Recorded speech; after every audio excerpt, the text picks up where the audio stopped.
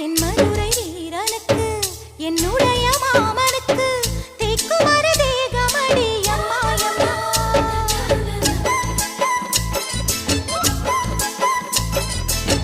மாமன் பெற்ற பெண்ணுனக்கு மையெழுதும் கண் எதுக்கு என்னை வந்து கொல்லுதடி எம்மாயம்மா.